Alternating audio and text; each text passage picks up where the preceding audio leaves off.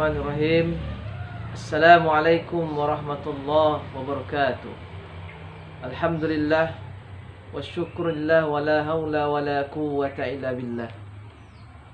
Pemirsa yang dirahmati Allah Subhanahu wa taala. Di dalam Islam kita mengenal yang namanya istilah ukhuwah, yakni persaudaraan. Lantas pertanyaannya, seperti apa ukhuwah di dalam Islam? Islam menjelaskan kepada kita melalui lisannya Rasulullah sallallahu alaihi wasallam bahwasanya innamal mu'minuna ikhwah, bahwasanya umat muslim atau umat Islam itu bersaudara. Ini adalah penegasan yang disampaikan oleh Rasulullah sallallahu alaihi wasallam. Kita selaku orang muslim, selaku umat Islam, satu dengan lainnya adalah bersaudara.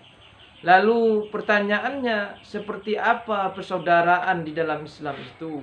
Maka di dalam hadis yang lain juga Rasulullah SAW, seorang muslim dengan muslim yang lain sama seperti satu bangunan, satu dengan yang lainnya saling mengokohkan. Hadis riwayat Bukhari.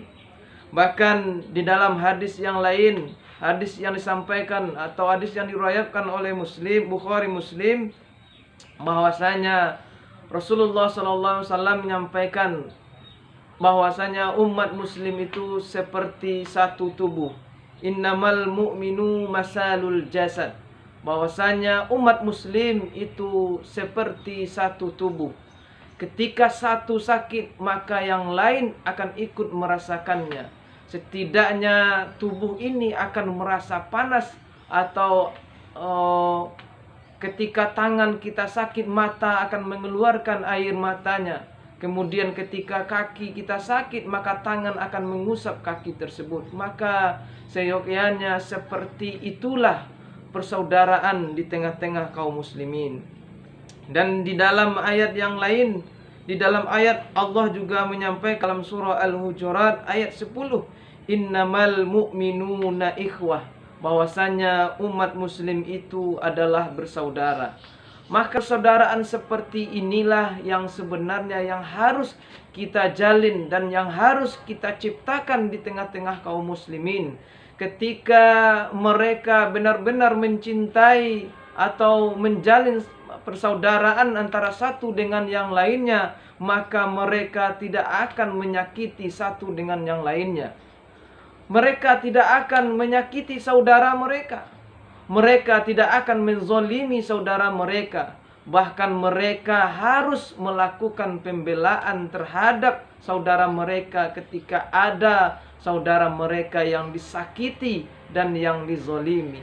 Bahkan Rasulullah SAW mengancam kita sebagai kaum muslimin, dimasukkannya kita kepada orang-orang yang tidak beriman kepada Allah. La yu'minu ahadukum hatta yuhibbu li akhihi ma yuhibbu li nafsi. Tidaklah beriman salah seorang di antara kalian hingga mereka mencintai saudaranya sebagaimana mereka mencintai diri mereka sendiri. Maka alangkah tidak tepatnya kiranya ada seorang kaum muslimin mengatakan mereka mencintai saudaranya, mereka mencintai sesama muslim, tetapi ketika ada saudaranya yang dizolimi, ketika ada saudaranya yang disakiti, bahkan sampai dibunuh, bahkan ada di antara kaum muslimah mereka diperkosa, mereka diam saja, atau mereka tidak melakukan suatu perbuatan atau aksi terhadap hal yang demikian, maka tentu termasuklah kita mencintai saudara sebagaimana kita mencintai diri kita sendiri. Maka seyogyanya ketika kita benar beriman kepada Allah, ketika ada saudara kita di Palestina sana yang dizolimi oleh Israel laknatullah alaih, maka setidaknya rasa pembelaan harus muncul di dalam diri kita. Mendidihnya darah ini ketika saudara kita dizolimi, disakiti. Bahkan terbunuhnya seorang kaum muslimin itu lebih buruk dibandingkan dengan runtuhnya Ka'bah. Ini tempat yang paling suci di tengah-tengah kaum muslimin. Sementara terbunuhnya seorang muslim itu jauh lebih buruk dibandingkan dengan runtuhnya Ka'bah. Lalu bagaimana ukhuwah yang ada pada saat ini? Bagaimana persaudaraan yang ada saat sekarang ini? Sementara kita dengan orang yang ada di luar Indonesia, misalnya di Palestina, di Malaysia saja atau di Singapura saja, mereka yang dekat dengan kita ketika mereka mengucapkan asyhadu an la ilaha illallah wa asyhadu anna muhammadar rasulullah, itu adalah sebenarnya saudara kita. Lalu bagaimana hari ini persaudaraan itu bisa kita jalin sementara kita sementara kita dipisahkan atau disekat dengan istilahnya nasionalisme hari ini. Maka persaudaraan hari ini sangatlah lemah. Ketika ada saudara kita yang di Palestina disakiti, kita tidak bisa buat apa-apa.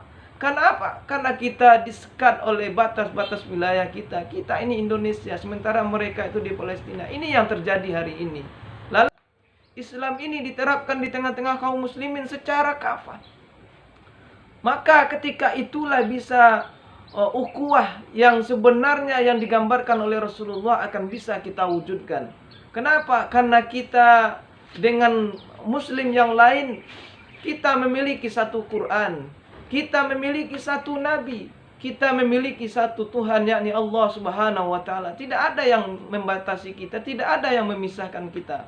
Maka oleh sebab itu, sebenarnya yang akan bisa mewujudkan terjadinya atau terjalinnya ukhuwah Islamiyah di tengah-tengah kaum muslimin tanpa ada sekat di antara satu dengan yang lainnya adalah ketika Islam itu diterapkan di tengah-tengah kaum muslimin di dalam sebuah daulah yang kita kenal dengan daulah khilafah Islamiyah. Maka disitulah akan terwujud ke persaudaraan kaum muslimin yang sempurna. Maka oleh sebab itu tentu dengan kondisi hari ini yang kita disekat-sekat oleh nasionalisme, maka tentu kita berupaya sekuat tenaga kita bagaimana ukhuwah ini bisa terjalin dengan sempurna. Tentu tidak lain adalah bagaimana hari ini kita juga harus mendakwahkan kembali supaya aturan-aturan Allah, syariat-syariat Allah itu ditegakkan di tengah-tengah kaum muslimin. Semoga memang ukhuwah ini bisa terjalin di tengah-tengah kita, sehingga kita bisa mencintai saudara kita sebagaimana kita mencintai diri kita sendiri,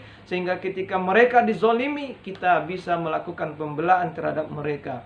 Fa'tabiru ya ulil albab la'allakum turhamun. Assalamualaikum warahmatullahi wabarakatuh.